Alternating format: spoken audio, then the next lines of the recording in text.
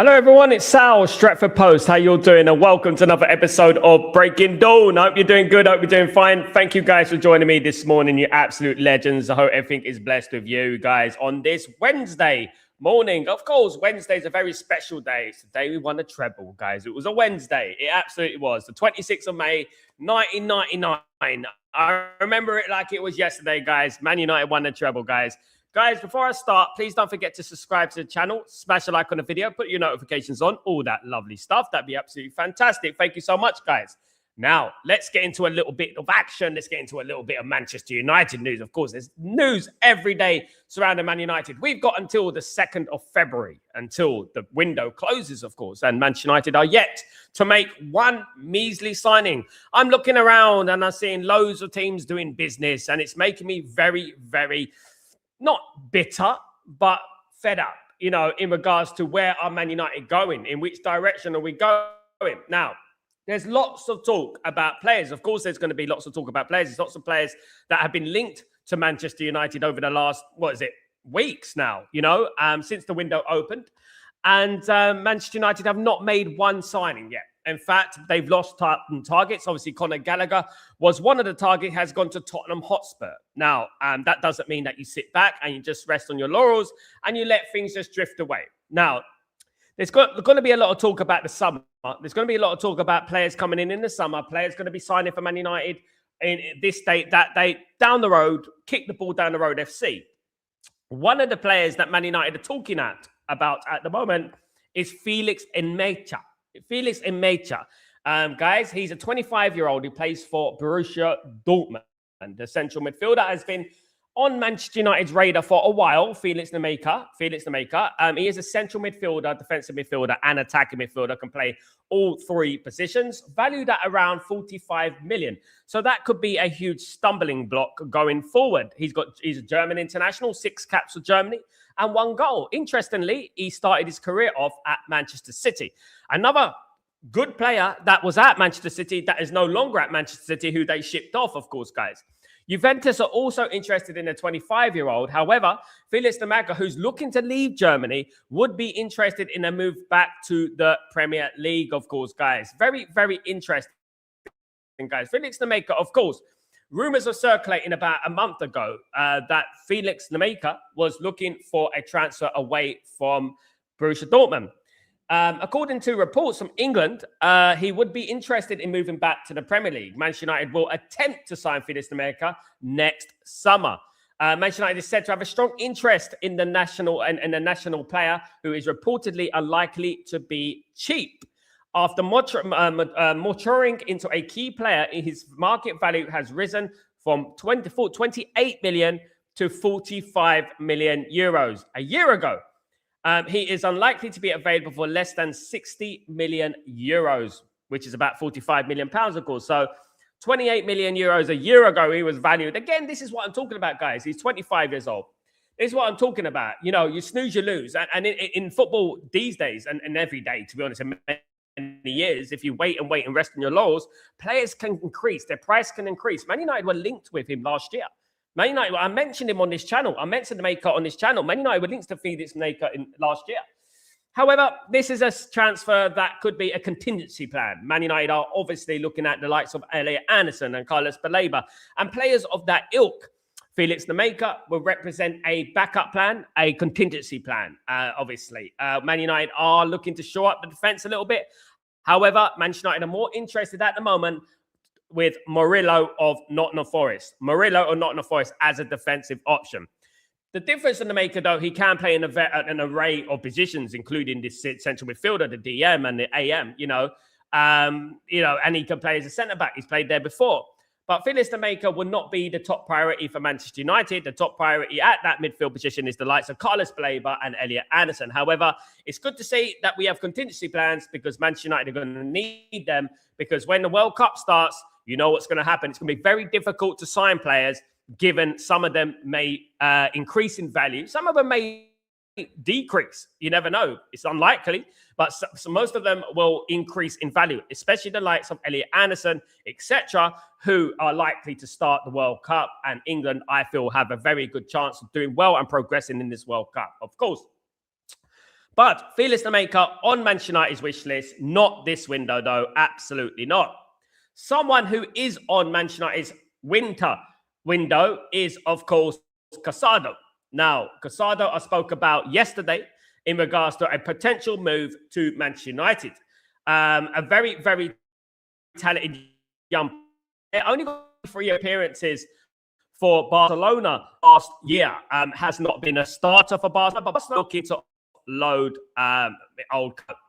Now, Manchester United have inquired about the possibility of signing Casado. I spoke about this yesterday, and this thing is rumbling on. And the reason it's rumbling on is because this could potentially be a January signing. This could be a January thing. Now, it's valued about 50 million euros, about 35 million euros lowest, 50 million is the highest. Manchester United have inquired about Marcus Casado as they seek to add quality options to their midfield, according to Mundo Deportivo, who have mentioned it again this morning, guys. And there is also news about Casado this morning in the UAE, where I am, about a potential move to the Premier League, guys. And Barcelona are looking to sell Casado, guys, to free up some space for some transfer funds. Of course, we know that Barcelona do have a little bit of debt. Of course, guys, we're no stranger to a little bit of debt, of course, is Manchester United, of course, guys. Absolutely not, of course, guys. No, but Casado is an interesting one, and Casado is a kind of player that excites me. You know, because we don't really delve into the Spanish market enough. I don't think we go into that market a lot. We've only done it a few times. And has it been successful every time we've gone into the Spanish market for Spanish players? We haven't done it a lot. David De Gea, Spanish, did well. Great goalkeeper for Man United. Gerard Piqué was a great defender for Man United, done very well. Won a Champions League for Man United, didn't he? So why matter? But I know he went to Chelsea. He done relatively well in a difficult period under David Moyes. So have Man United done enough in the Spanish market? And that's what I would say. And the likes of Casado would represent a good signing for Man United, a very solid signing for Manchester United, in my humblest opinion. So let me know what you think about that, guys. But yeah, look, you know, he's got the right age, he's the right profile, he's a talented player playing for a big club. And, you know, he's not going to cost the world. That's what I would say. It probably costs less than Carlos Baleba and players of that ilk, of course, guys. And he's playing for Barcelona, guys. So we have to remember that as well, guys. That old chestnut, of course, guys. Absolutely. Now, a player you may not have heard of. Rumours are circulating that Manchester United are interested in Jadon Oosterwolde. Now, Jadon Oosterwolde is a Dutch player, 24-year-old, plays as a centre-back and a left-back and a left midfielder. So could play in that left-sided centre-back. Manchester United seem to be interested in shoring up that left side of their team. Manchester United, of course, do have Dorgu there, but it looks like Manchester United may get rid of Luke Shaw at the end of the season. Now, Jadon Oosterwolde would represent a squad signing. The 24-year-old is valued at about 16 million euros, guys.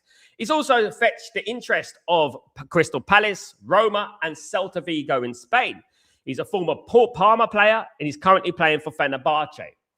Now, look, when you hear these players, you're like, who's that guy? Who's that guy? Where do we get that guy? Where's that name come from? This guy obviously is playing in Turkey. It's no mean feat to play for Fenerbahce, one of the biggest, top 2 biggest clubs in Turkey, of course. So at the end of the day, doing relatively well for himself, considering he's got no caps as well. He hasn't played for Holland yet. But yeah, Jadon Oosterwolde is a name that Man United are looking at. And you know what? I don't mind this if it is a squad player. 16 million euros is not going to break the bank, you know. But we also need to look at what we've done before, how many times we've done this kind of thing with likes of Tyrone Malacia, of course. Tyrone Malacia, would you class him as a flop at Man United? I don't know, you know what I mean? It does remind me of that type of signing, left back, you know what I mean, and stuff like that, very cheap and things like that. Do you know what I mean? It does remind me of that kind of signing, if I'm being totally honest with you guys. But yeah, Jadon Oosterwolde, Manchester United, 24-year-old, linked to us, of course, guys. Another player that I've been speaking about quite often, guys, over the last week or so is a gentleman named Pablo Barrios. Okay, guys. Now, Pablo Barrios is one of my favorite players at the moment. He's one of the players that I am excited the most about being linked to. The reason is because he's world class for me. He's going to be world class, right? I'm not going to overhype him, but he's going to be world class. Now, he's a central midfielder, AM, 22 years old, valued about 40 million euros, guys. Now, Atletico Madrid have offered Manchester United a deal to receive Pablo Barros and 40 million in exchange for Garnacho before. So Manchester United, when we had Garnacho, had a deal in place for Garnacho to go to Atletico and Barros to come for Man United. But at the time, Man United did not let Garnacho go. You know what I mean? You know, this is what I'm talking about, Man United incompetence. Well, yeah, Atletico Madrid at the time offered Man United 40 million plus Barrios. Oh, if I can turn back time, dun, dun, dun, I give it right to you. Yeah, absolutely. On the 24th of December, 2025, Dean Jones reported that Manchester United discovered Pablo Barros while watching Conor Gallagher. Oh, my goodness. You should have known about him anyway. For Atletico. According to Jones, Barros remains at Atletico and is a player who has been praised by a few clubs. With Manchester United being one of them, Manchester United have shown interest in the Atletico midfielder.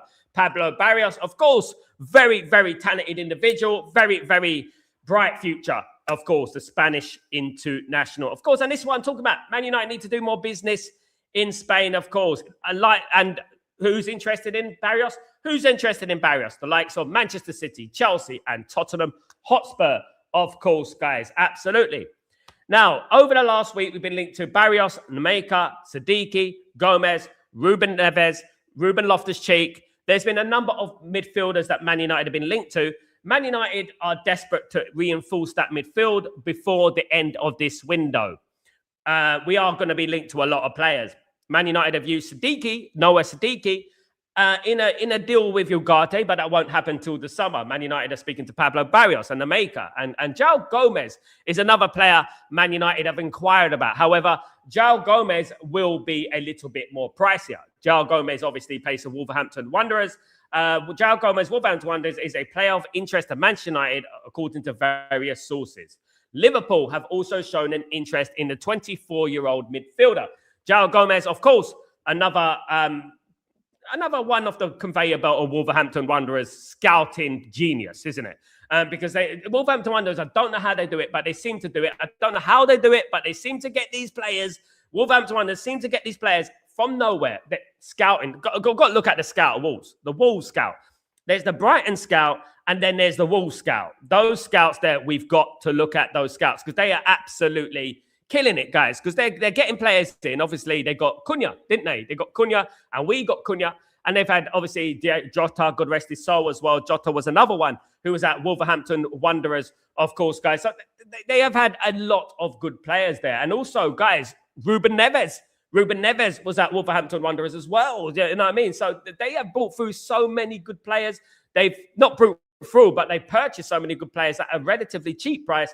And then they sell them for multi-millions, don't they? So they're doing something right in regards to that. Maybe we should look at that and take a little chip of their old block. Do you know what I mean? At the end of the day, maybe that's what Manchester United should do. Of course it should. But there's going to be a number of players that are going to be linked to Manchester United, of course. In particular, that midfield position, but not least the right-back position as well. Man United are looking at right-backs as well. Man United are looking at to shore up that right-back position. Rumour has it that Man United may be open to selling Diego Dalot in the summer. No deal will be done this window in regards to any players leaving the football club because, obviously, unless they are replaced, Manchester United squad is incredibly weak at the moment. So they're not looking to offload any players right now. However, in the summer, it does look like Man United may finally be a little bit ruthless into some of these players. Like I spoke about Luke Shaw and I spoke about Diego Dalot. Man United are looking at shoring up Luke Shaw, shoring up that left and right back position, guys. There will be no more wing backs, guys. There'll just be left and right back, guys. Of course, one of the players that has kind of failed at Man United is Toby Collier. Of course, Toby Collier could be leaving Manchester United as well. He is going on loan to Hull City, but he also could be leaving Manchester United. Unfortunately for the lad, he's had injury problems. He's had a lot of injury problems, and I wish the lad well, whatever he does in his future endeavours, of course. Toby Collier, of course, played for under Eric Ten Hag a few times, and I think he had a couple of appearances with Ruben Amorim as well. But Toby Collier could be leaving Manchester United. He's another one who could be leaving Man United. Casemiro obviously has to hit 35 appearances before his year extension gets triggered, guys. And if Man United do nothing about that, his year extension will be triggered. I'm not opposed to keeping Casemiro at the football club. I think he's good to have around the squad, maybe on the bench, but we do need to bring some fresh legs in there because Casemiro obviously can't last 60 minutes, and that's the biggest problem with him.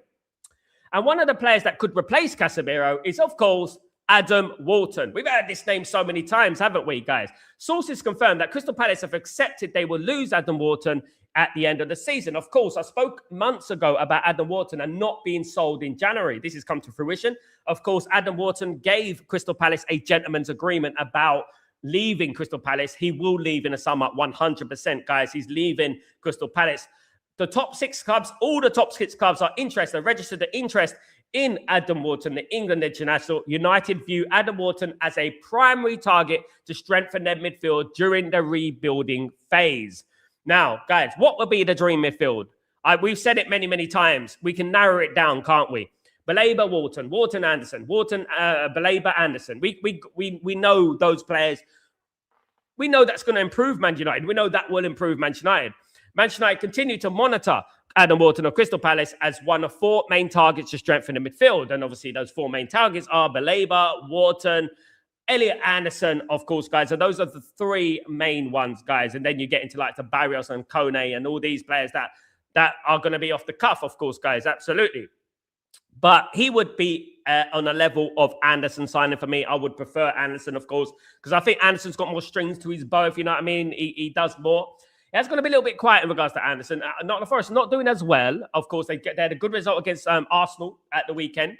So then they're doing, they're doing all right, you know what I mean? But they're not doing as well as they did. And obviously, Anderson I think he's been stifled at Nottingham Forest at the moment. I think he's stagnating. So he's got to move. He's got to move because at the end of the day, you can overstay at football clubs. You can, and especially a club like Nottingham Forest. And if Anderson went to Man City, who are also interested in him, you know that he's going to improve their side and he's going to improve as a player. I think Anderson should come to Manchester United. I think that will be beneficial to him. Of course it will be, I do think Man City are on the decline. I do think that. And I think a lot of these footballers need to understand that Man City are on the decline. I think Man United are on the way up. I'll be honest, guys.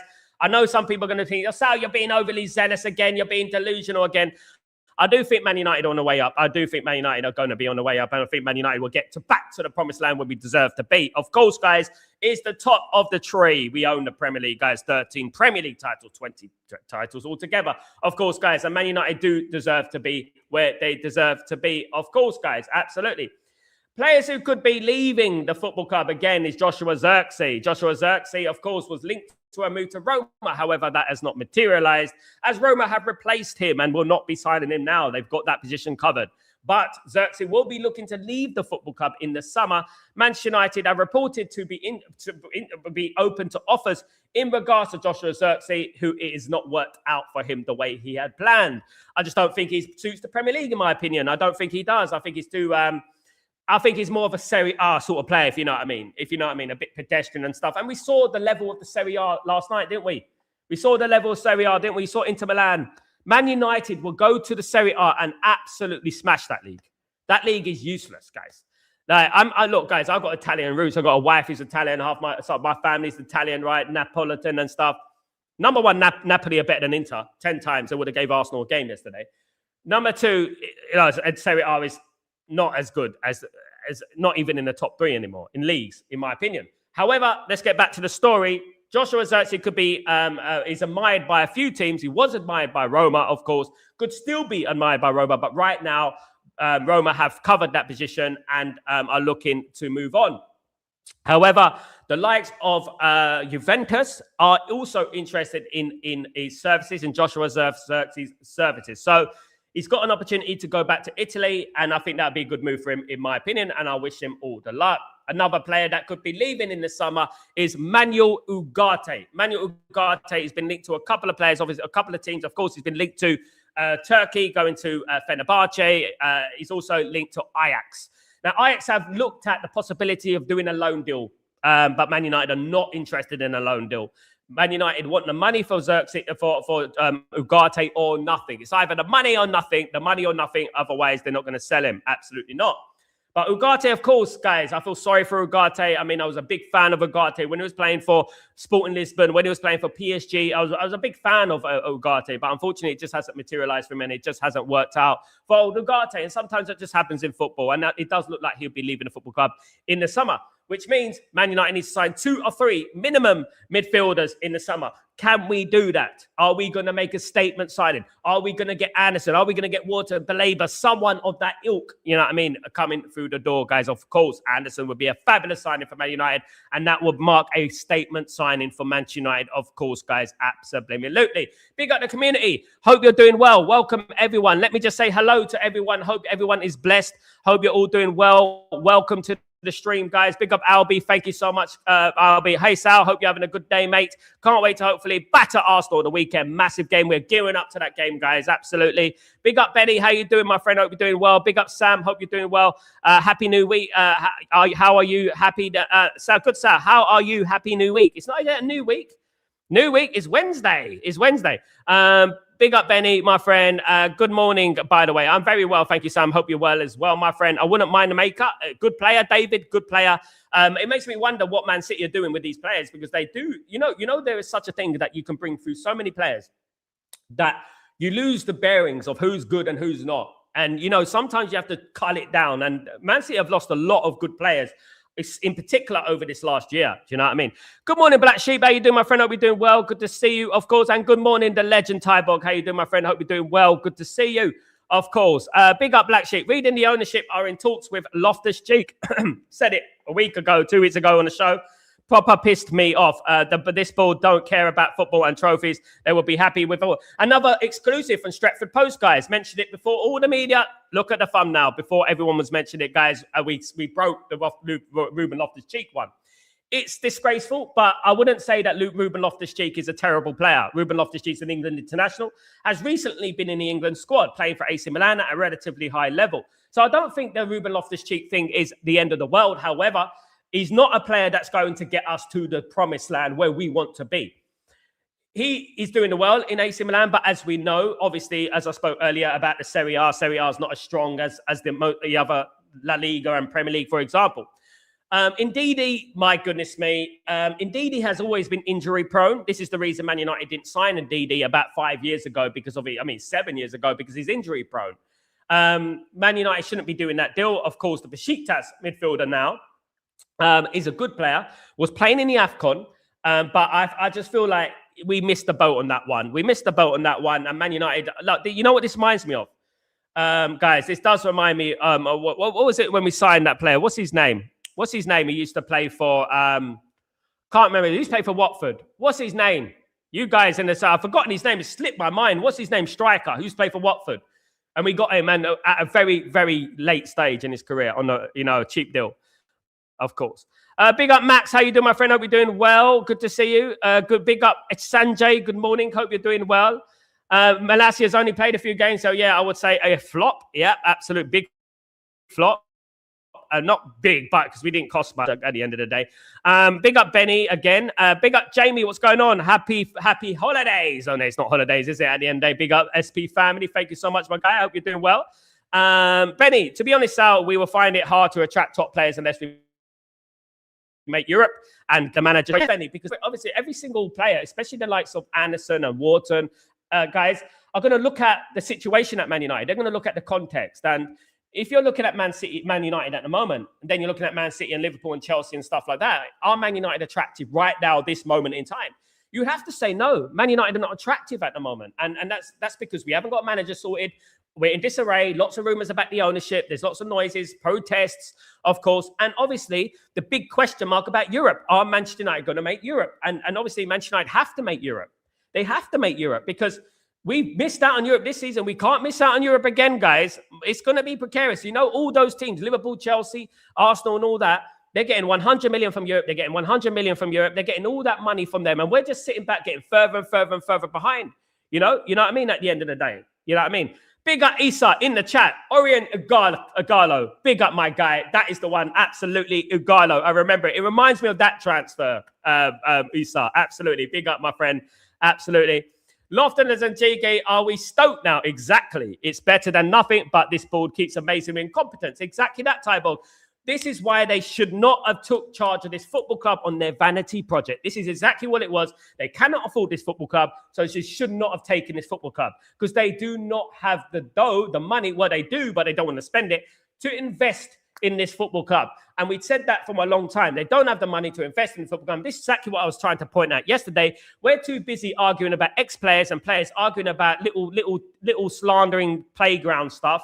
And instead of concentrating on the owners, instead of concentrating on what's most important, because they've come into this football club, guys. And every single week, I'm not seeing positivity. It's negative. It's negative. It's negative. It's negative. Everything is a negative.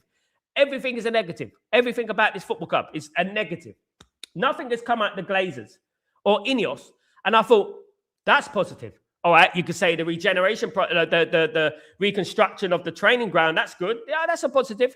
That's great. However, that's what partly facilitated the Glazers because obviously the Glazers couldn't afford the money to rebuild the complex, of course. So Jim Ratcliffe offered to pay for it, which was part of the deal for him to get the football club, of course, guys. Which is why when he was cutting the ribbon, when we opened the training facility, he looked like he had just swallowed a lemon. Absolutely, guys. So at the end of the day, yeah, need them out of the football club. Absolutely. Good morning, Essex Red. Big up. Essex is not too far from where I'm from Leighton, East London. So I don't know what to believe at the moment as the transfer news swap bands change it more than the baby's bum. Big up, my guy. Absolutely. But, you know, one thing I would say about it, and when we talk about transfers and we talk about who's the possibility of coming into Manchester United, Manchester United could be interested in about 1,000 players, right? That doesn't mean they're not interested in 1,000 players, but it doesn't mean they're going to sign 1,000 players, but those players are on the list. So basically what Man United would do, they look at a player, can't get him, get the next one, can't get him, get the next one. So this is the problem what Man United have been doing. They have a conveyor belt of players like contingency plans and stuff like that, but they all never seem to be able to nail the top target. And we need to try and get the top target. The top target is who? Adam Wharton and Elliot Anderson. Those are the two players that Man United are very, very interested in bringing in. Those are the two top targets for Manchester United, guys. And hopefully we get Anderson. That would be an absolute game-changing signing for me, in my opinion. It will be a game-changing signing. What will make Man United great next season? I think Man United need to sign a right back, a left back, a couple of midfielders, and maybe a backup striker because we don't have a backup striker. I think that needs to happen. I really do. And Man United are looking at, obviously, a Sevilla of Roma, their backup as a backup goalkeeper, of course, to challenge Lamens in goal. But that's not important. But that's what Man United need. Left back, right back, two midfielders, and probably a backup striker as well. If Man United could solidify that and get that sorted, I think Man United would be good next season. I really do. Because our problem at the moment is the midfield. It doesn't matter what manager you put in there. Because if you don't back them, they're not going to succeed. And I've said this over and over and over again. Now, guys, speaking of succeeding, I was speaking on Saturday after the Man City game about the level of Manchester City. And I spoke about Man City then. And I'm going to reiterate. I said then, this is not a tactical masterclass. This is not a formation thing. This is not that Man United were absolutely phenomenal. Man City are just not good at the moment. And one of the big reasons that Man City are not good is because of that defense. Now, I'm not going to take the shine away from what we did against Man City. It was a fabulous performance and we won the game. And you can only beat what's in front of you. But Bodo Glimt yesterday should have beaten Manchester City by 5 or 6 goals, guys. It was that deep. It was that deep. And what yesterday proved, it proved my point that at the weekend, we shouldn't get carried away. Because I don't think that Man City team were very good. And they weren't good last night, were they? Against Bodo Glimt, who have not won a Champions League before last night, guys. Before last night, they've not won a Champions League game. Unbelievable, isn't it? There you go, guys. So Bodo Glimt beat Manchester City by 3-1, of course, guys. A great result in their history, what historically probably their greatest ever result, considering how much money that Man City team is worth. And this is what makes me think that Arsenal are going to run away the league. But that's what I'm saying. We can't get carried away. We can't get too excited. And we have to keep the pressure on the board and we have to keep the pressure on Ineos because at the end of the day, if we get happy about Carrick and we start singing songs, the Ineos and the Glazers are gonna love that. You know what I mean? Oh, we got them again and stuff like that. We need to, you know what? You don't need to sign any players now. Don't worry about it. They're good. They're excited again. You know what I mean? At the end of the day, there was actually a clarification, guys, that Manchester United have confirmed that they will still go ahead with the planned demonstration, the planned protest on the 1st of February. Now, What makes it interesting is that how this was worded. Man United are still interested in doing the protest on the 1st. God blimey, guys, come on. Of course you're going to do it. I mean, they got excited about Baleba last time and cancelled it. So, honest to God, this is what we're talking about. We need to be ruthless. We need to be firm. We need to stop concentrating on ex-players and stuff like that, all that snowflake stuff over there, and stop crying about that. I'm tired of hearing about ex-players. I'm tired of hearing about arguments between current players and ex-players, because this diverts us from the real problem, which is Ineos and the Glazers. At the end of the day, we just need to grow a pair and get a bit of thick skin. That's what we need to do, and stop moaning about, the ex. They're legends of the football club. Let them speak. They won it all. All right, and that's at the end of the day. Bottom line. That's it, guys. What we need to talk about is, guys, is the ownership and getting Ineos out of the football club, getting the Glazers out of the football club, and I think that would be the most important thing, of course. Big up everyone. Machengo, what's going on, my friend? The Watford player, Odion Ighalo. Yes, the ex-Watford player, absolutely. Like him, though. I like him. Odion Ighalo is a good player. I met him in London a couple of times. I've done some work with Watford and stuff. I used to do a lot of work with League One and Championship clubs back in the day. But yes, very, very nice guy. Samuel, should Manchester United swap Marcus Rashford for Bradley Barcola? Yes. Hell yes, hell to the yeah. But what we have to ask ourselves is this question. We have to look at things objectively. Barcelona fans are not happy with Marcus Rashford. They're not entirely convinced about Marcus Rashford. Now, Barcola is an interesting one. Would I do a deal for Barcola? Probably yes. Probably I would. Could we do a deal with Casado, guys? Could Manchester United do a deal with Marcus Rashford and Casado? Why not that? Why not that? Why not we go after Casado? Casado's the one we want. Go after him. Say, look, we want Casado. We're going to give you Marcus Rashford. We give you a bit of cash as well. Why don't we do that? Why don't we do that? I mean, it's a no-brainer, isn't it? You kill two birds with one stone. You kill two birds with one stone, and you can end up bringing a couple of players in. You know what I mean? Because you'll have Casado and bring in, obviously, another midfielder, because you didn't pay anything for Casado. He probably want less wages than Rashford as well. At the end of the day. Now, obviously, what I would say about that, now look, bringing it back to Barcola, who currently plays for PSG, of course, it hasn't quite worked out for Barcola at PSG at the moment. However, it doesn't mean he's a bad player. He's only 23 years old, right? He's only 23 years old. Now, the guy is a very, very talented player. French international, of course. And, he is a very, very good player, valued down 70 million euros. Of course, he was one of the best players in Europe at one time. 18 caps for France, 3 goals. Look, the Barcola is obviously is at Barcelona. It depends on Barcelona, as I just said. But this is why I said that could we do it with Casado and Barcelona? You know what I mean? But it does look like that the fan base of Barcelona are not entirely convinced with Rashford, which obviously is a stumbling block. However, PSG have made no secret of their admiration for Marcus Rashford. They do like Marcus Rashford. This is interesting because Marcus Rashford has always been linked to PSG for some reason. For some reason, he's always been linked to PSG. And I wouldn't say no to him. And if we got Barcola in exchange, the left winger, right winger, centre forward, versatile as F, guys. Absolutely very good player.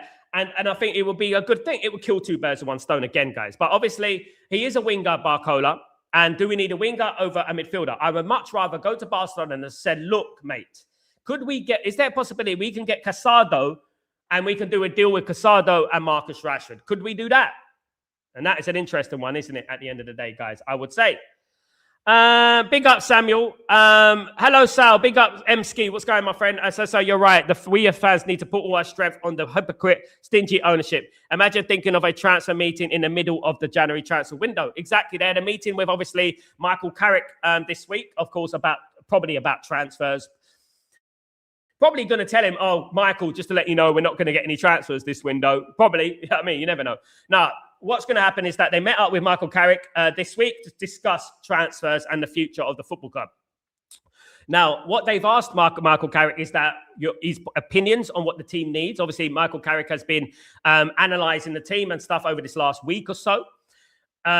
Wilcox and Michael Carrick were spotted at the Under-21s game yesterday, looking at talent in the Under-21s. Now, sadly, guys, we had a hope that we would see JJ Gabriel this year doing it. Unfortunately, Man United got knocked out of the FA Cup. So we won't see JJ Gabriel this year, this season, because he's not eligible to play for Man United in the Premier League because of his age and stuff like that. He was eligible to play in the FA Cup. He won't play now, will he? So that's a big disappointment. Of course, getting knocked out the FA Cup was disappointing, guys. And it's so disillusioning that Man United are only going to play 40-odd games this season. That's never happened in my lifetime, guys. It's 50, 60 minimum. I can't believe it, what I'm seeing. I used to see Man United play nearly 100 games, guys, in a season. When I was growing up, Man United used to play nearly 100 games in a season. Now we're playing 40. 1, 2 games, 3 games a month. Wow, at maximum. Unbelievable, isn't it? Tyberg.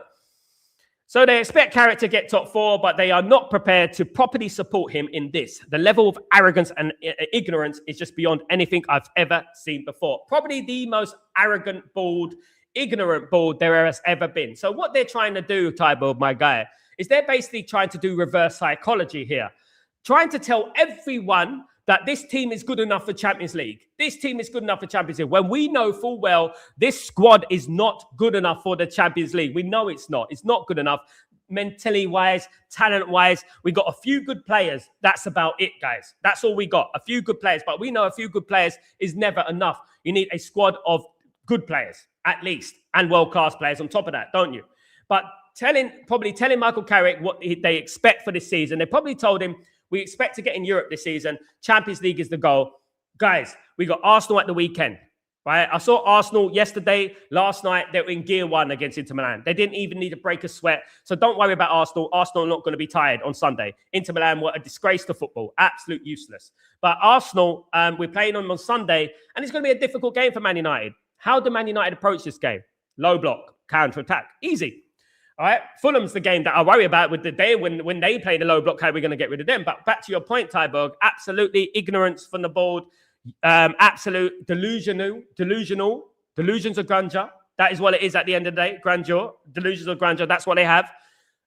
Billionaires are the king manipulators. Like, for example, Jim Ratcliffe saying we're going to go broke in December. It subconsciously plants in your mind that we've got no money. Sacking people who are on a minimum wage and got mortgages is subconsciously planting in the head of the minions that we got no money. And that's the problem with Manchester United. We believe this crap. We believe what we're fed. Some people now, then they say, we can qualify for the Champions League. 1 minute we're going broke in December. Next minute we can qualify for the Champions League. 1 minute we're not good enough. Next minute we can qualify for the Champions League. They're just putting unrealistic expectation on Michael Carrick. Now, we've left ourselves, thanks to Ruben Amorim, by the way, we've left ourselves in a position where we can qualify for the Champions League. We got an opportunity, right? We can get in that top 4. We got an opportunity to get in that top 4. Ruben has given us a chance, at least. Now, hopefully, with these next 16 games, and I'll treat every one of these 16 games like an FA Cup final or something like a final. Every one of these 16 games have got to be like a final, starting with Arsenal on Sunday. Now, I'm not saying that we must beat Arsenal. Arsenal is a must-win. We've got to beat Arsenal. I'm not saying that. Arsenal's a difficult game. Arsenal could beat anyone in Europe, has proven. But what Man United need to do is try and come out that game undefeated. Try and not lose, and then we move on to the Fulham game and beat Fulham and beat them well. And then we move on to the other games, the Tottenham game, of course, like that. And that's what Man United need to do, right? The Arsenal game is going to be extremely difficult, but I'm not going to put Michael Carrick on this pedestal where you better beat Arsenal or else you are out of my good books. I'm not going to do that. Of course I'm not. I know it's going to be a difficult game. Even for the best Man United teams, Arsenal away is always a difficult game, of course. Big up Tyberg, by the way. Big up Tyberg. Black Sheep. Jim is such an enemy of the club. I agree. People need to realize he couldn't afford the club, so offered a silly price for a quarter, assisting the Glazers to stay. Hence, keeping us shopping in the bargain bin. Absolutely, Black Sheep. I couldn't agree more, my guy. At the end of the day, look, I've been preaching this before they took charge of the football club. Before they took charge of the football club, a lot of us as well, not just me, but I went on Qatari TV talking about it. Everything, guys. I went on TV talking about the takeover process and how Manchester United need a full sale. Evidently, this is what's going on. What we said then is coming to fruition. We knew this was going to happen, that they're penny pinchers. We heard from Nice fans. We heard from them. We heard from Ineos people. We've heard from them that they are penny pinchers. And they are penny pinchers, guys. They're penny pinchers. Signing Ruben Loftus-Cheek and Ndidi. I know, no offense to those players. They're great professionals. I'm not saying anything rude about them. But one thing I would say, it's not their fault. One thing I would say, this is an absolute embarrassment, because at the end of the day, would Man City, would Chelsea, would Liverpool, would Arsenal go after Ruben Loftus-Cheek and Wilfred Ndidi? No chance. No chance. You know as well as I do at the end of the day. You know? They bought the football club on a no-refuse basis on the Glazers, right? They purchased the football club on a ridiculous deal. It was basically bending over backwards for the Glazers. Like that. Basically like a doggy, right? And that's what they did, right? And 10 million over 10 years. They take 26% of the football club. You know, they give them some money now. The Glazers remain in majority control, of course, and the family of the Glazers. And, you know, and they pay for the facilities and the complex. Even Qatar would not do that deal, because they know that's a deal, a ridiculous, stupid deal, makes no business sense. It was a vanity project of 77-year-old Jim Ratcliffe. That's what it was. He wanted his mittens on Man United. He wanted a part of that regeneration project so he could put his name all over the regeneration project. The Jim Ratcliffe Stadium, the Ineos Stadium, the Glazer Hotel, the Ineos Hotel, Jim Ratcliffe Hotel, Jim Ratcliffe Way. He wanted to rubber stamp his name everywhere as a vanity project before he hits the bucket. That is what it was all about. Right? And many of us foresaw this. Many of us saw this a long time. If he was Manc born and bred and a Man United fan from the beginning, he would stop at nothing like I would do, guys. If I was a billionaire, guys, if I was a billionaire, I would stop at nothing in making Man United great again. What's it going to take, Ruben, Michael, what's it going to take to make Man United top of the tree? What do we need? I need this player. I need that player. We need Adam Wharton. How much is it going to cost for Adam Wharton? We'll get Adam Wharton. Doesn't matter the price. We'll get Adam Wharton. How much is it going to cost for Elliot Anderson? What's the price? 70 million. Take 75. We'll take Elliot Anderson. That's what I would do, because I'm a Man United fan. This is no Man United fan, guys. People will play on. He played on the heartstrings, and the weak-minded. This is what I'm talking about. Weak people in the fan base. Weak people in the fan base who fall for little arguments between Paul Scholes and Vicky Butt, you know, and Licha Martinez, rather than concentrating on the main interest, the main problems at the football club. They played on the heartstrings. Jim Ratcliffe played on the heartstrings, and the weak fell for it. He manipulated you. He's a Manc born and bred Chelsea supporter. Really? So at the end of the day, he's got a Chelsea season ticket, but he doesn't have a Man United season ticket. So why doesn't he have a Man United season ticket? I had a Man United season ticket. I'm not a billionaire. Now, at the end of the day, why doesn't he have one? Why are there no pictures of Jim Ratcliffe in a Man United jersey before the takeover process? In a scarf, in a cap, anything, a badge, anything to prove that you're a Man United fan. Any footage from anywhere saying, I support Man United. You know what I mean? You know, it's unbelievable. We got musicians from the 1970s and 1960s who talk about being a Man United fan. Everyone could, you know, it's ridiculous. Big up Timothy. Good to see you, my friend. Timo, sorry. Big up Timo. It's Timothy Carr. Good to see you, mate. Hope you're doing well. Welcome again, my friend. Hope you're doing good. Octavius, how you doing? Thanks to down league this year. Thanks to a down league this year.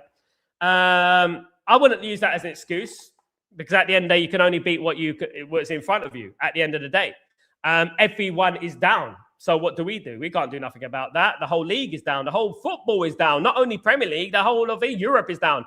I mean, if the Premier League is down, why are Arsenal, Man City, Tottenham in the top 8 of the Champions League, and Liverpool will be there tonight? You know, half of that top 8 in the Champions League will be Premier League teams, right? So if the Premier League is down, why are those teams in the top? Tottenham are in the top 8 of the Champions League. Tottenham, you know, and that's what we're talking about. So you could talk about, oh, you know what? It's because that. No. The Premier League's still the best in the world. It's not because it's a down league. They're still the best teams in Europe.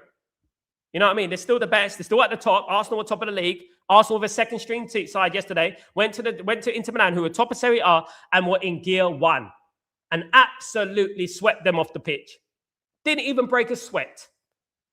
I was hoping that Inter Milan might come out and say, we're going to give Arsenal a proper game today. We're going to make them sweat. We're going to make them have to work for this. How wrong was I? Before there was Amram outers, but now it's often the ex-Amram inners wishing Carrick to foul just to feel better. Right? How right they were. Some fans forget the main thing here: Manchester United. I haven't seen any Amram inners wishing Carrick to foul. I haven't. I've seen a lot of Amram outers still talking about Ruben Amram, obsessed with Ruben Amram. Even the media outlets obsessed with Ruben Amram. That's all I've seen at the moment. I haven't really seen anything in the way of Amram outers, Amram inners talking about, get Carrick out of my football club. What they're doing is they're showing that, you know what, everyone can play that game. But what does this do? It becomes a evil, vicious cycle of I'm right, you're wrong. Exactly what I said the other day. I'm right, you're wrong. Hold that, hold that. 1 week you're right, 1 week I'm right. 1 week you're right, 1 week I'm right. The same thing, and it goes round and round in circles. We beat Man City. Hold that. I told you Amram was the problem. We lose to Arsenal. Hold that. I told you Amram was the right guy. And we got to move away from this now. It's over, and we got to move away from it, and we got to unite for a common cause. That's what we have to do. Amram getting sacked was wrong, in my opinion. Right? It was wrong because we were building something. But anyway, blah-de-blah, blah-de-blah. At the end of the day, potato, tomato. At the end of the day, it's done, it's over, and we move on from that. And obviously, we hope that Michael Carrick becomes a success at Man United, and he's got my unwavering support. Of course he has, guys. But bringing it back to talent, guys, Wayne Rooney spoke yesterday after the game Inter Milan against Arsenal, was asked by Theo Walcott, would his Manchester United team of 2008 compete against this team of Arsenal? Wayne Rooney's response was, we'll batter them. Now, this has created a big stir, guys. This has created a massive stir within the Arsenal fan base, of course. But we have to be honest. The top 5, the top 6, I would say, probably going up to the top 7, would win the league today. In 2008, any one of those teams in the top 7, up to 7, would win the league today. 100%. Right? 100% they will win the league. I'm telling you right now. League this season is weak. Football in Europe is weak. Football in the 90s, football in the early 2000s, and the mid-10s as well. It cut off from 2010 onwards. It went down. The talent has regressed. It's regressed, guys. Anyone who thinks otherwise has got affiliation of another team. They love Arsenal. They love up Arsenal. Because that team, Arsenal, would probably get in the top 10 in 2008. They're not that good, right? Let me give you an example. The Man United team of 2008, right? Van der Sar, right? Raya for Arsenal. Patrice Evra, right? World class. Calafiori for Arsenal. Vidic and Rio. Saliba and Gabriel. Vidic and Rio all day long, much better players. All day long in that era. Carrick, Zubamendi. Carrick all day long. Scholes, Rice. Scholes, one of the best, a generational midfielder. Ronaldo, Saka. Do I have to say any more? Tevez, Jokeres. Tevez, Argentinian international, great player. Rooney, Trossard. You really, honestly, I mean, no Arsenal fan could argue with me about that. This Arsenal team, Rooney's absolutely right. We would batter them. We would sweep them off the park. We would batter Arsenal. We would. He's right. This would be the worst Premier League champions since Leicester City. I'm being real, guys. And Leicester City played entertaining football. But this would be the worst champions of the Premier League, top 2 in Premier League history. In Premier League history, guys.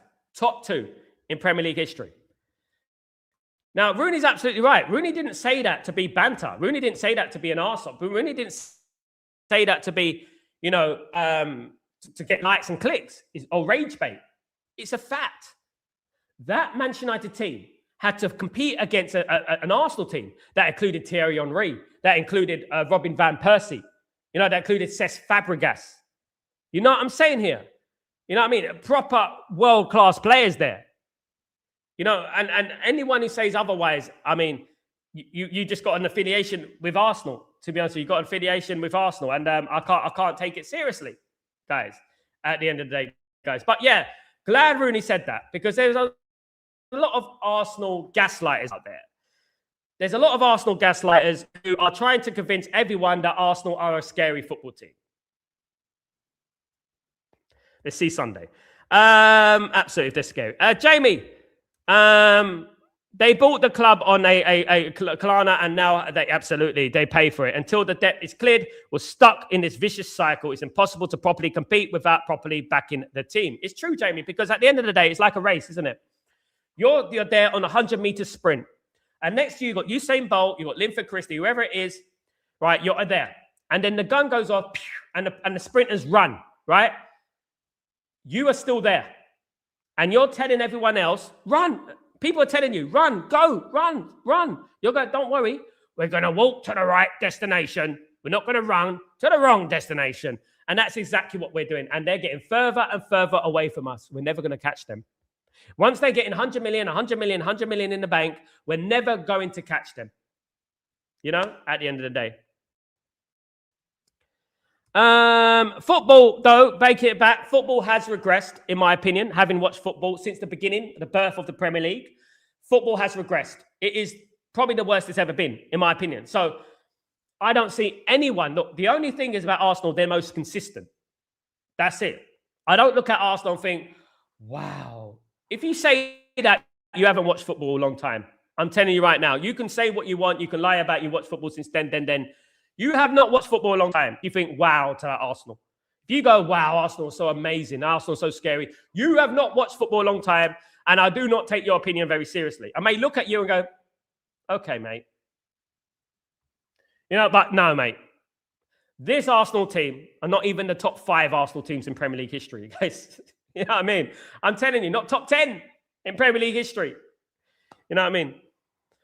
Black Sheep, what's going to happen with the protest before the Fulham now? Because I swear that they may need to do with Ruben sacking. No, it was never to do with Ruben sacking. It's to do with Ineos and the Glazers about the way they're running the football club. It was never to do with Ruben sacking. It kind of triggered it. But it was never to do with that exclusively. It was never to do with that. It was more to do with Ineos.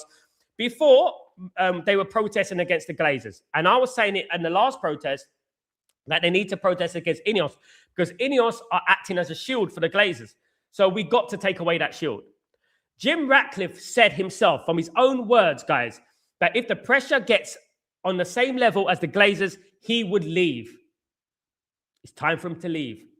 On the 1st of February, that is where it's going to be. Now, guys, I want you to be aware.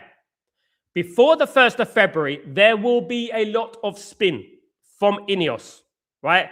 They are close to media outlets, and there will be a lot of spin about certain players coming to Man United, certain players signing for Man United, just like Carlos Baleba, when they cancelled the protest because everyone was getting abused for still saying the Glazers out.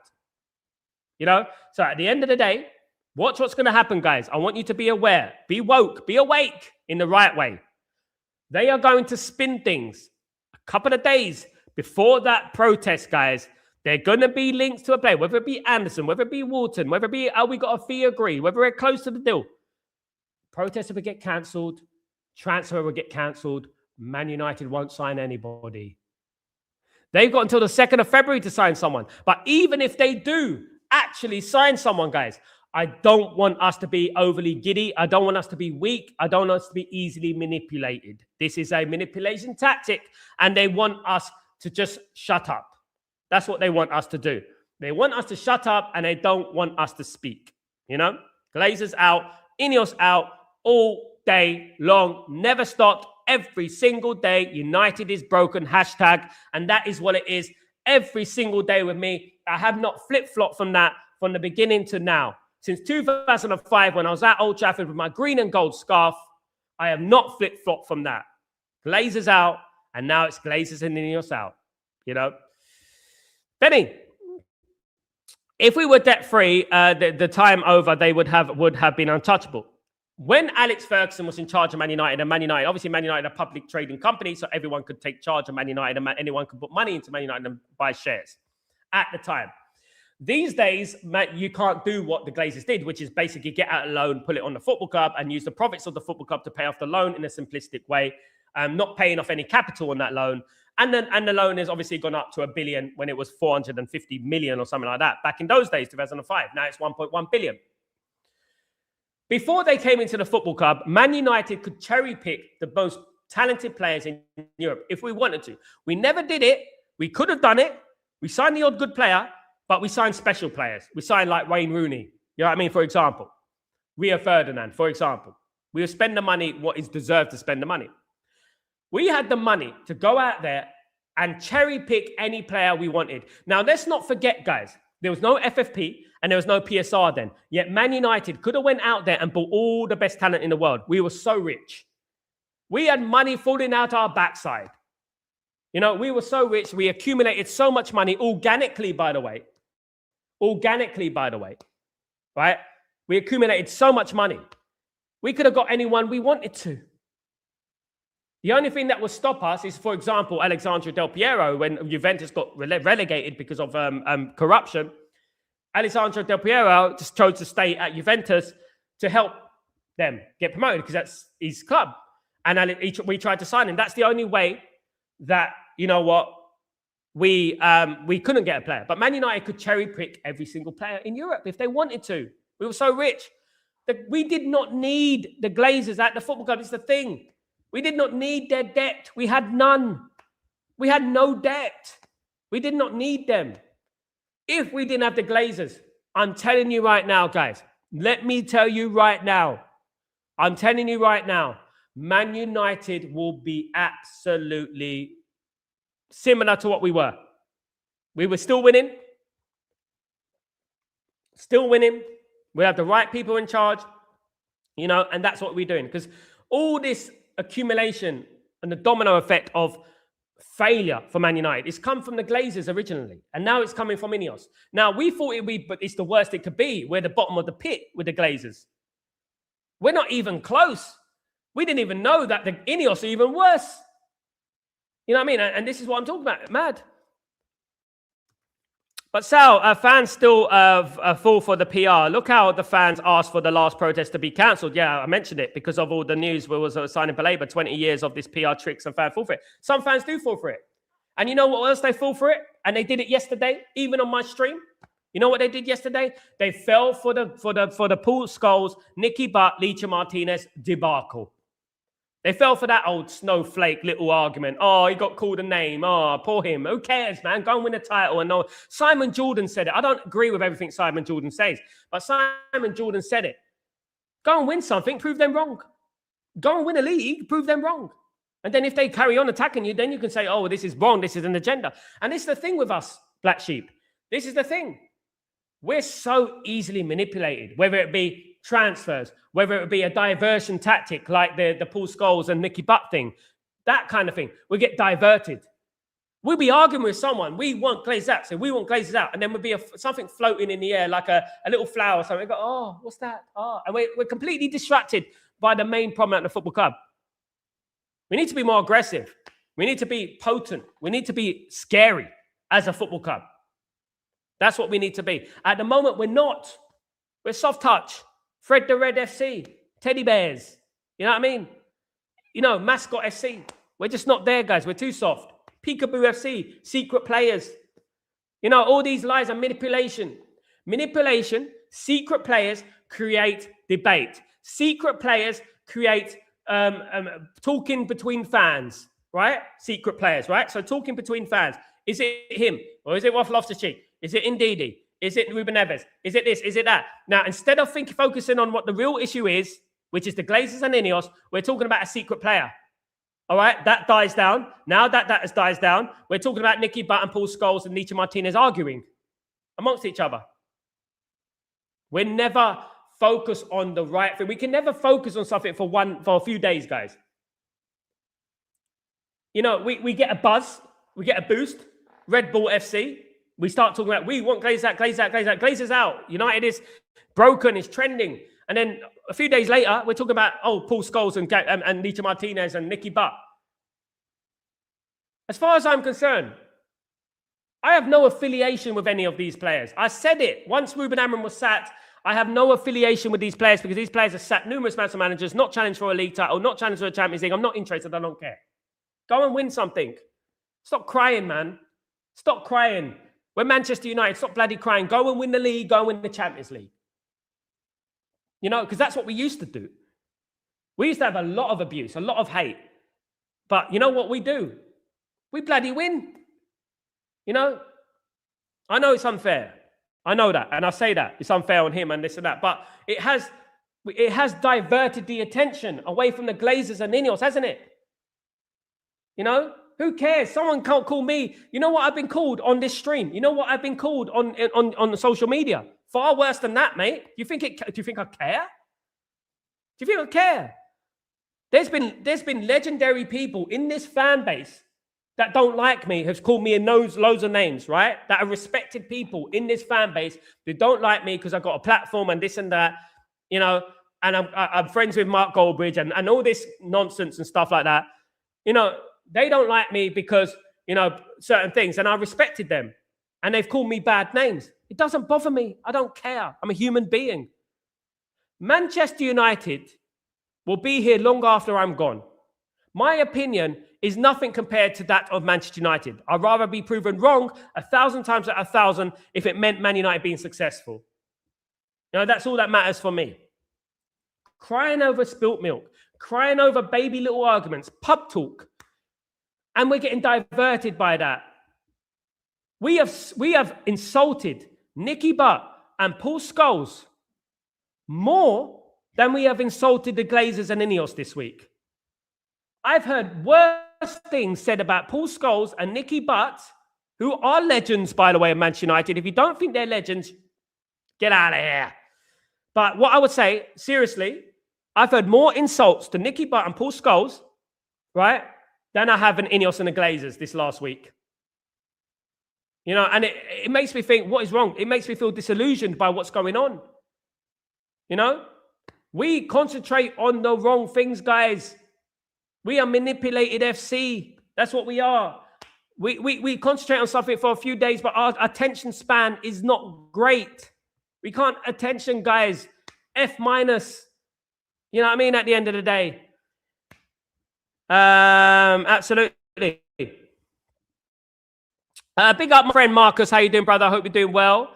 Big up Robert. How you doing? Hope you're doing well. Big up my friend. Hope you're doing. Big up yourself. Hope you're well. Big up Roy. What's going on? United star get to do. I have seen that before. Absolutely. Yes. I think we all have. Donnie, what's going on? How many say it to your face? Probably none. None, mate. I've been to Old Trafford loads of times, even when people were slandering me online, you know, and none have said it to my face, and they wouldn't. Like, why do you think there's certain content creators who do actually spread toxicity? I actually love the football club and support the managers and support the football team and been to many, many games and traveled the world, right, watching this football club. I actually love the football club. I actually love the heritage and history of the football club, you know, and I was being slandered.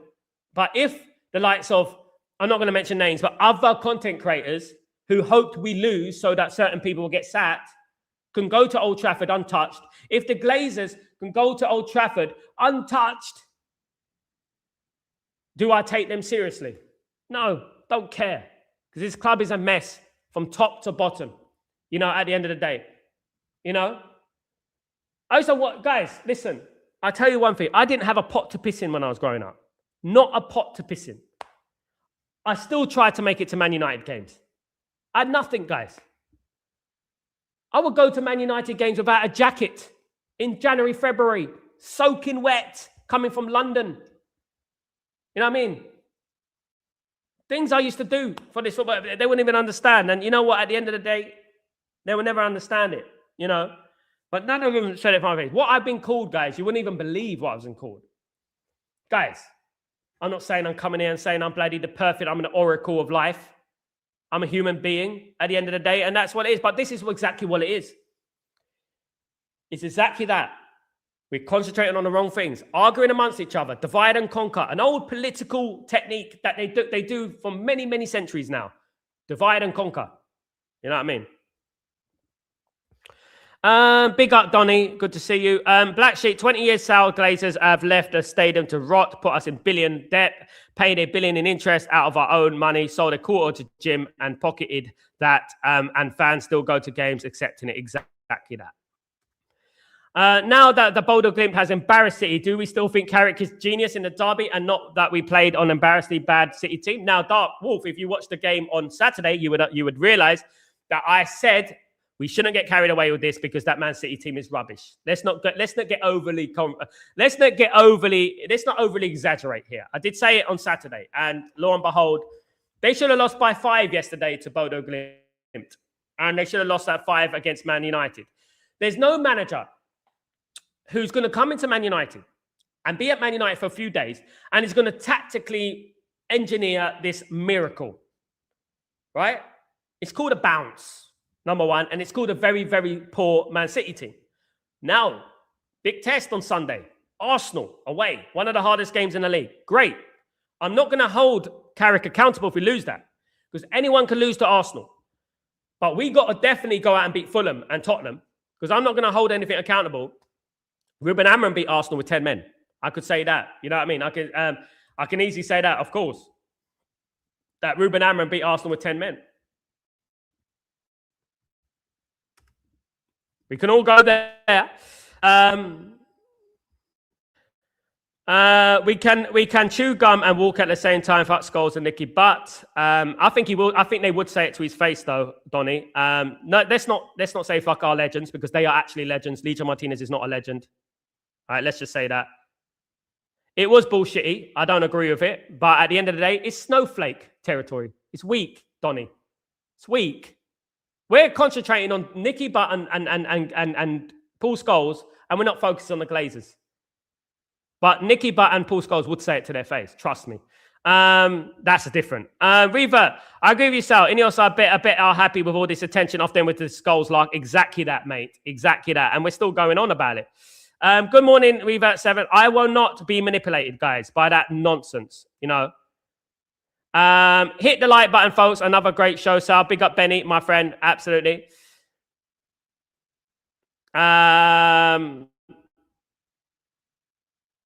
Deflection, exactly that. Revert 7, deflection. That's exactly what. Whether it's right or wrong, guys. Whether it's right or wrong, we are being deflected again from what the real issues are at Manchester United. I would like it not to happen. Of course I would. I hated it that it happened. Why don't they just talk about another team? Right? I said it yesterday. Talk about another player, another team. Don't bring in Man United players, because obviously you support Man United and you shouldn't mention them, our team. And I said that already. But what are we doing? Even today. You know, I don't care if someone's talented. I don't care if someone was good. I don't care. They haven't won a league for Man United. They haven't won a Champions League for Man United. I don't care. He's been injured for a year. I don't care. The best way to combat adversity, like Man United have done in the past, and the greats of our past, is win football matches, is win trophies, is win. Win. Nobody could say diddly squat to you. You can't stop someone from saying something about you. It's a democracy. We are not muting people here. You know, we're not cancelling people here. This is a different society. People can say what they want, whether it's right or wrong. It's the way life is.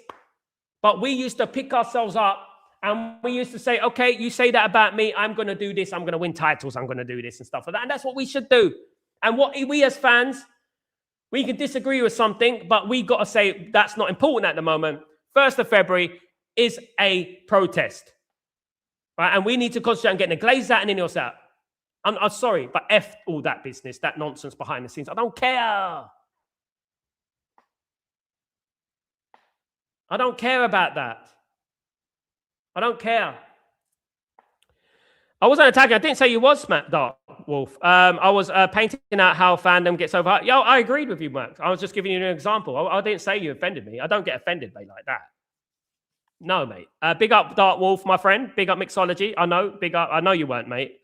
You don't need to tell me that, mate. I am a little brighter than that. Come on. I agreed with you, Dark Wolf.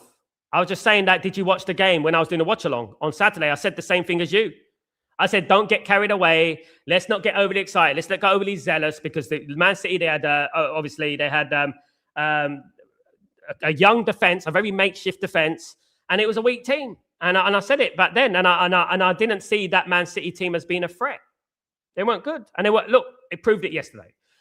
Bodo Glimt have not won a Champions League game in their history. They won a Champions League game yesterday. And that's what I'm talking about. Do you know what I mean? But big up Dark Wolf. Absolutely. But let me just tell you now, what has happened in life, in everything in general, in regards to all the debates, away from the Glazers and Ineos, forget about it.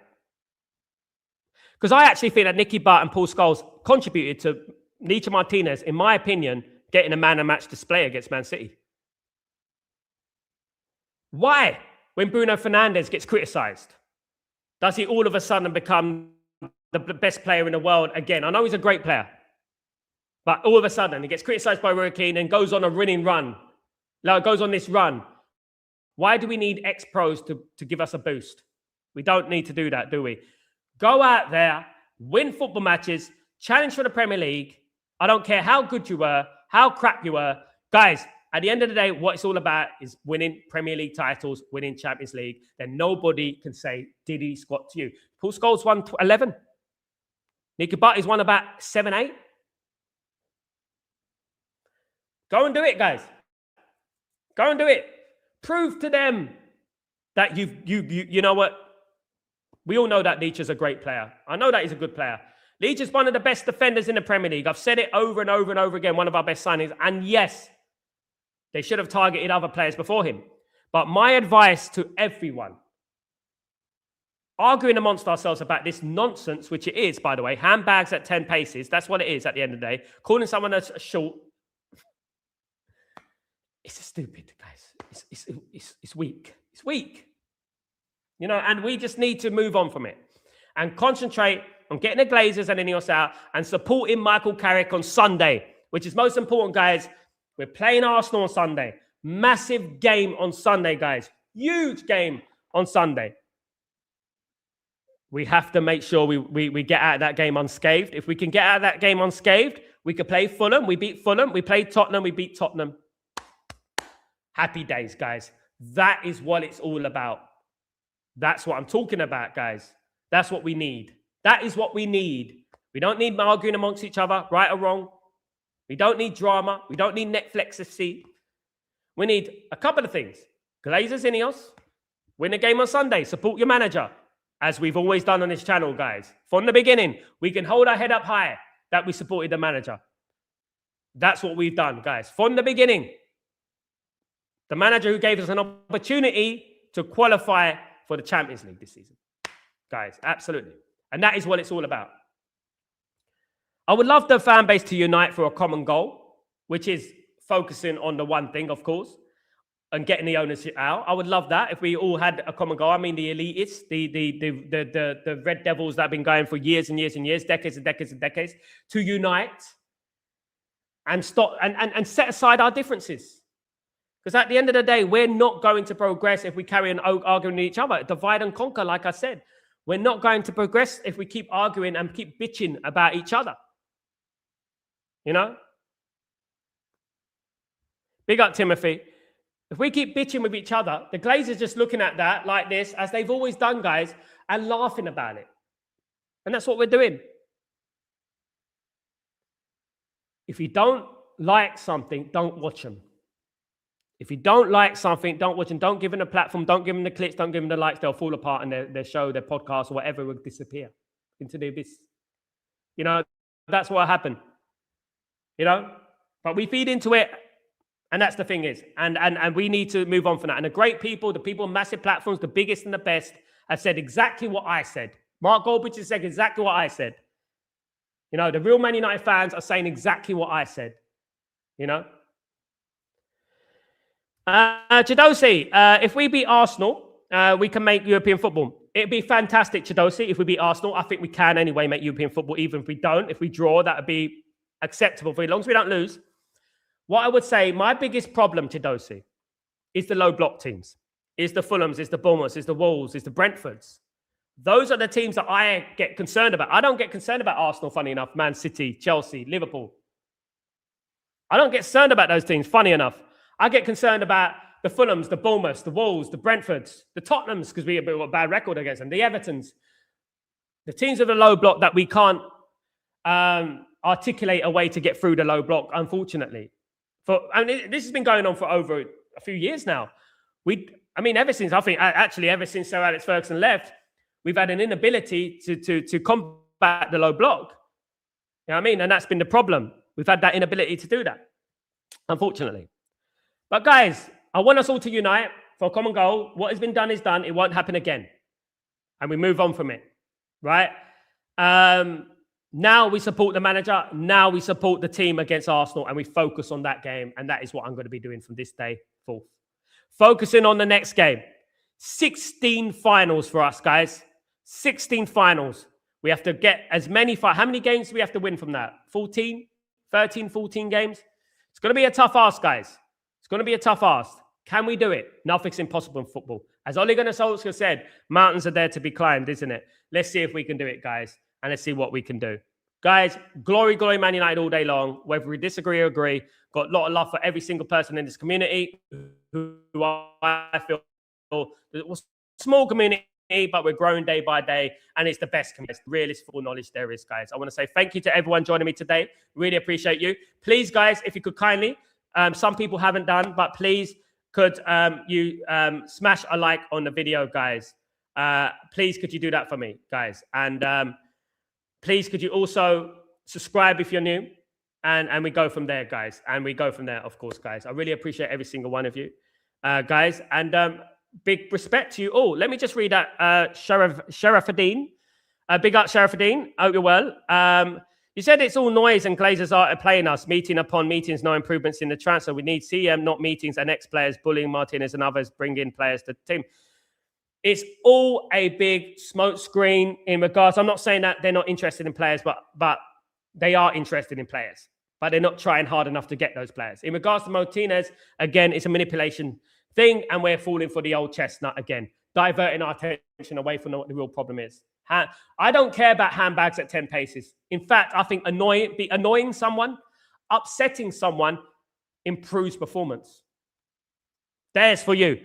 Winners know about that. Winners do know about that.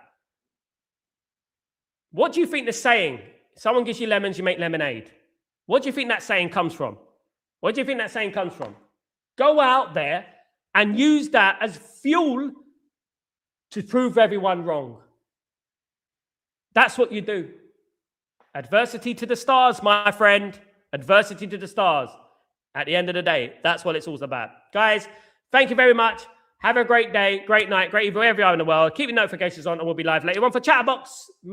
Join me for that, guys, with the latest and the greatest about Manchester United. Have a great day. Enjoy yourselves. Don't stress too much. We're a community. We bleed red. We all want Man United to be successful. Ultimately, at least I hope we do.